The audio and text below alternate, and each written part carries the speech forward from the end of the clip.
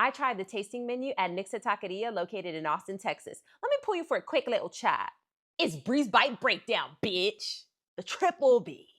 Nixta, you've been on my list for a while, girl. 10 out of 10. 10 out of 10. 10. No games are being played at Nixta, okay? They're popping off over there. They're cooking. Honey, they started off fire with a drink. So we got their drink called tepache. It's a pineapple drink, but it's fermented. That shit was gas. It was somehow giving fall because there was a little bit of spice in there, maybe some cinnamon. I don't know, it was like apple cider, but make it pineapple. That damn drink. Ooh. Sometimes, you get a little drink or a little mocktail or something. It's just so light, you guzzle that bad boy down and you're like, damn, I paid $12 for that. No, honey, not this drink. It was full-bodied, hearty. That thing lasted every single course. I took a drink, I said, "Kurr." I think I had to put some hair on your chest. There was some spice in there. That tepache was so good. Please give me a gallon of that. I don't care if somebody took a bath in that bitch. I'll take it. I'll give you $1,700. The masa churro was an absolute banger, y'all. It had that perfect crisp texture on the outside, but then it was a little bit chewy on the inside, just like the dessert, but it was savory. You know I was delighted to see caviar on that bitch because I'm a caviar. And then the filling was just a delightful creme fraiche. Y'all know how I feel about creme fraiche. You've always got to keep it fresh.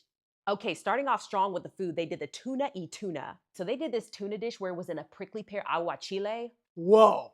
That shit was so good. It was spicy though, but the prickly pear was the perfect little sweet offset to it. You're never gonna go wrong with tuna, cucumber, avocado, cilantro, but the prickly pear aguachile was a nice addition, both visually and flavor-wise. That aguachile was spicy, okay? That heat built over time, it was really nice. Now, the next dish was their mole. So it's kind of a chips and dip situation. Best mole I've ever had, hands down. That was absolutely delicious. And it's served on the side with a little masa sesame chip. Very, very good. And it's so pretty because they colored it with beets. You hear that, Alinea? You see how to do it, Alinea? That's what I'm saying. There were no Mexicans present when they made that mole over there, okay? That shit was ass. That shit was ass. My only gripe is that there's a lot of that sauce in comparison to that masa sesame chip. I mean, I'm having to shovel globs, like mountains of this sauce, just to make sure that the chip and the sauce are finished at the same time. As a chip and dip situation, I do think it was a tad bit awkward to eat. I think it personally would have been a little bit better as like a side sauce to an entree, but either way, phenomenal.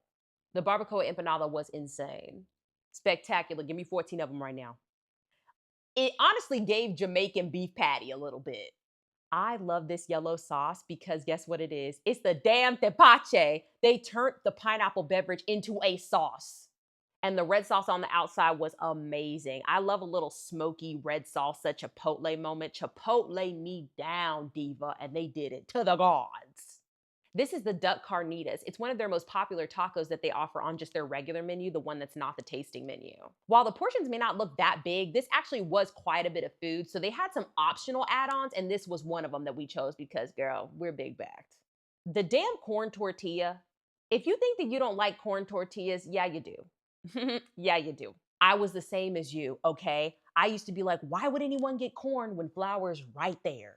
I don't know what the hell is going on with the nixtamal. I don't know what nixtamalization really means, okay? But once I see that on a menu, I know these people are about to get serious with the maize. These are people who are dedicated to the craft. They're not new to this, they're true to this. They've done their fucking research. They're about to take that corn, they're about to take that maize, and they're about to make some shit shake.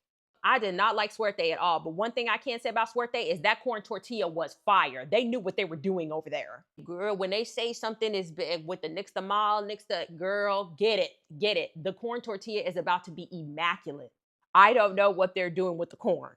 They're doing something different with the corn. They're not working with the same corn because I see the word nixtamalization on the menu. I'm sprinting. I'm running. She's a runner. She's a track star. They're so perfect and soft, and it's just a flavor that I can't even describe. Stellar. Stellar. So the golden tile pastor, my favorite. This was my favorite dish. It's actually kind of hard to see underneath all the microgreens, but there is a piece of fish under there, and it is cooked and spiced to perfection. But the real star is this nixtamal risotto underneath it. It's just corn, cooked different ways. I don't know. They said it too fast. It was that damn nixtamal. I don't know what they're doing with that. Is it a device? I have no clue. Is it a process? Whatever they're doing with that damn thing is magic for this corn. I'm gonna butcher the description of this because there's no way to describe perfection, okay? But it was made entirely of corn. One type of corn was pickled corn, and then they did something else to the other corn. I have no clue. But what was so special about this corn was the texture.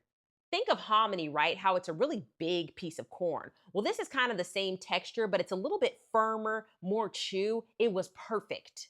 The entire restaurant was talking about it. Every single table that the server collected that plate from, everybody was like, that corn was amazing. What did you do to the corn? It's that damn Nixta Mall. It's that damn Nixta Mall. It's magic. It's magic. From the ancient ones. It's above me. It came with this little jalapeno crema on the side, and once you mixed it with everything and ate the dish all together, it was amazing. The dessert, another banger.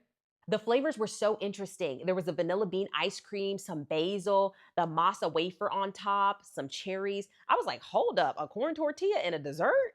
There was also this little cake at the bottom that had been soaking up all the flavors and the ice cream and the juice from the cherries. It was almost like a mini tres leches cake.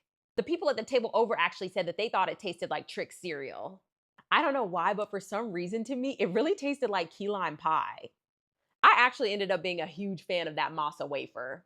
Once you cracked it and broke it all up and had it with a little bit of the ice cream and all the other flavors, it tasted like cereal and milk. Guys, go check out Nixta downtown. That place is fan-fucking-tastic. Whether you go do their tasting menu or their standard dining, go give that place a try. It is something special. 10 out of 10. 10 out of 10, no notes. I am very surprised that Michelin did not award Nixta a star. I've eaten at places with Michelin stars that don't even have quality comparable to Nixta. But honestly, fuck them. It ain't always about a star. But oh baby, she's getting thrown in the rotation. This place is certified, goated. Now I ain't gonna lie, she is a little bit out the way for me, but baby, I will be making that trek. I will be taking that pilgrimage to the holy spot.